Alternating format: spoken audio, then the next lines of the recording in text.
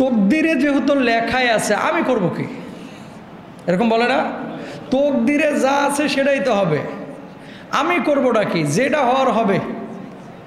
এরকম কথা তকদিরের সাথে সম্পৃক্ত করে অনেক মানুষ চিন্তা করে যে আল্লাহ যা করার করুক, আমার যা করার আমি করি।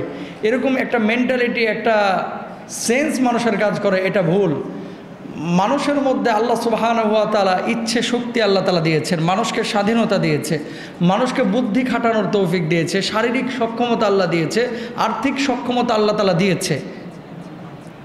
পরীক্ষায় খেয়াল করেন, পরীক্ষায় কিছু ছাত্র আছে ভালো করে পড়াশোনা করে, কিছু ছাত্র আছে ভালো করে পড়াশোনা করে না। খুব মনোযোগ দেন।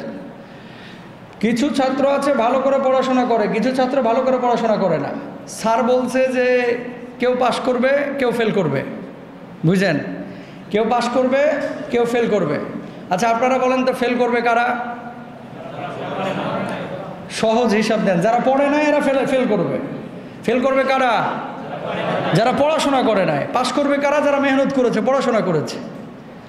এখন একটা ছাত্র পরীক্ষার পরে ফেল করেছে, ও যদি বলে স্যার আগেই বলছিল কেউ ফেল করবে কেউ পাস করবে, এই জন্য আমি ফেল করছি, ওর মাথার উপরে ঝাঁটার বাড়ি দিবে মানুষ, বলবে যে বদমাস, পড়িস না, এখন শব্দ স্যারের গাড়ি ফেলতেছো নাকি? কথা বলেন ঠিক না? তো আপনি কি করবেন, কোন আমল নিয়ে কতটুকু কি হবে এটা জানেন কে? আল্লাহ। কিন্তু আল্লাহ আপনাকে স্বাধীনতা দিয়েছেন, আল্লাহ আপনাকে ঐচ্ছিক শক্তি দিয়েছেন, আল্লাহ আপনাকে বিবেক দিয়েছে, আল্লাহ আপনাকে আকল দিয়েছে। এই আকল দিয়ে আপনাকে বুঝতে হবে, স্বাধীনতাটাকে আপনার কাজে লাগাইতে হবে। যদি আপনি কাজে লাগায় সঠিকভাবে দুনিয়াটাকে ব্যবহার করেন তাহলে আল্লাহ সুবহানাহু ওয়া তাআলা আপনাকে সফলতা দিবেন।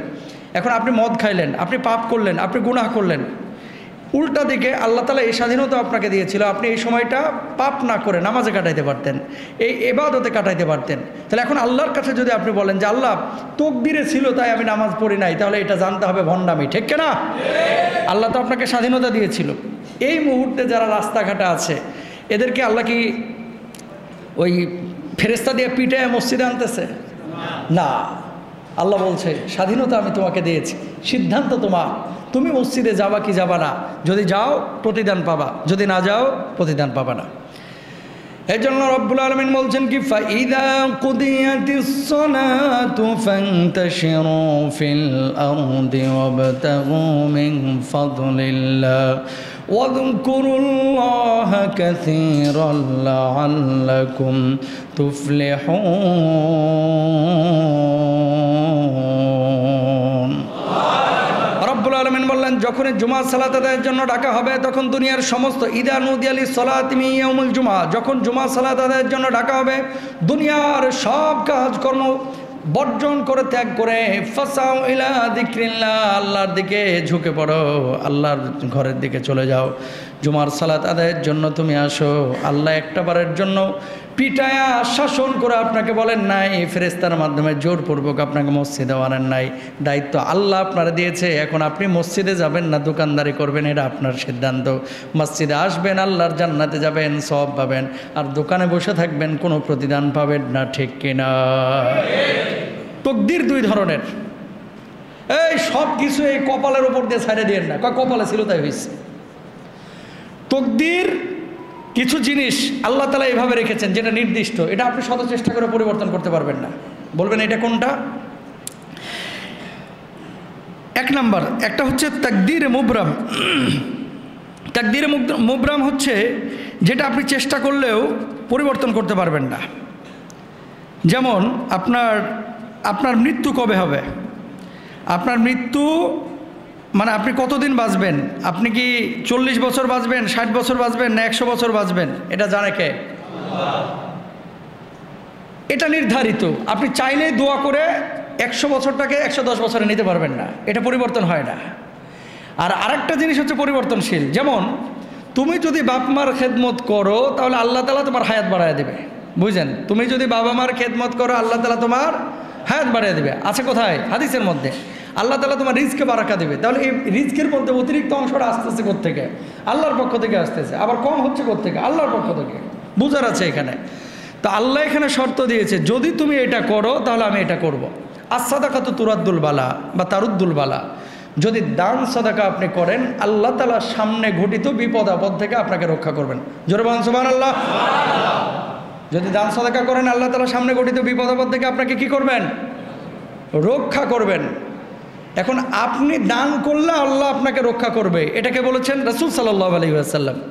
তাহলে ইন্নাকা লা তাহদি মান আহবাবতা ওয়ালাকিন্নাল্লাহু ইয়াহদি মান ইয়াশা। আল্লাহ যারা হেদায়েত দিবে সে হেদায়েত পাবে, আপনি চাইলেই কারো হেদায়েতে আনতে পারবেন না। তাহলে এটা আল্লাহর পক্ষ থেকে নির্ধারিত।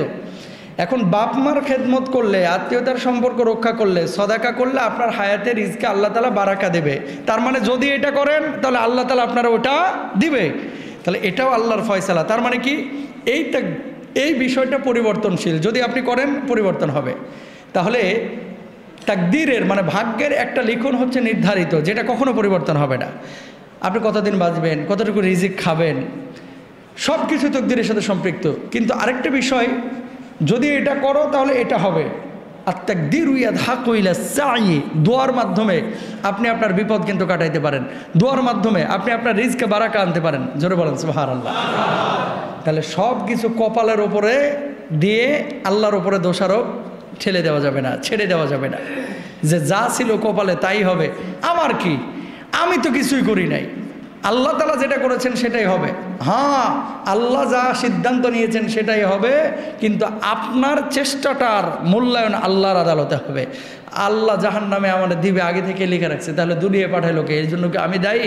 আরে দুনিয়া হচ্ছে পরীক্ষার স্থান, পরীক্ষার জন্যই, মূল্যায়ন করার জন্যই, ফলাফল নির্ধারণের জন্যই আল্লাহ তাআলা দুনিয়ায় দিয়েছেন। জোরে বলেন সুবহানাল্লাহ। প্রিয় ভাইরা আমার, এখানে যারা আছেন আপনারা একজনও কিন্তু হিন্দু, খ্রিস্টান, বৌদ্ধ বা অমুসলিম কেউ কিন্তু আপনারা নাই, আছেন কেউ এরকম? সব মুসলমান না?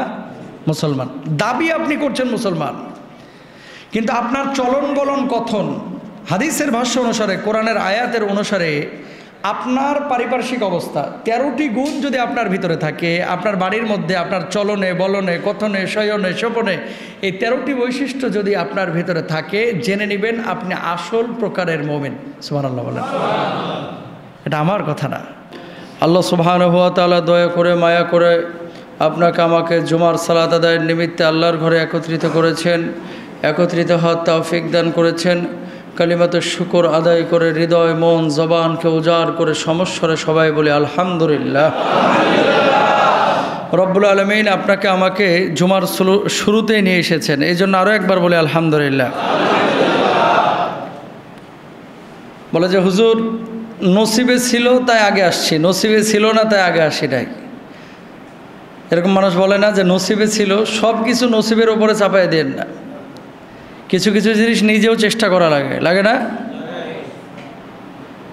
নিজে চেষ্টা যখন আপনি নামাজ পড়তে আসবেন, যদি সকাল থেকে ইচ্ছে না করতেন, ও আল্লাহ নিলে নিল, না হলে নাই, মানে আল্লাহ ঠেকা পড়ছে আপনারা নিয়ে আসার জন্য, এরকম আছে না নাই? অনেক মানুষ এই জিনিসগুলো কিন্তু আমরা বুঝি না। ভাই কেমন আছেন? আল্লাহ রাখছে একরকম, না এটা কোনো জবাব না। কেমন আছেন বলার সঙ্গে সঙ্গে আপনি বলবেন আলহামদুলিল্লাহ। সর্বাবস্থায় শুকরিয়া আদায় করবো কার? সুখে দুঃখে সর্বাবস্থায় মুমিন শুকরিয়া করবে একমাত্র আল্লাহ সুবহানাহু ওয়া তাআলার। মানুষ দেখবেন অনেক সময় একটা কথা বলে থাকে যে মুহতারাম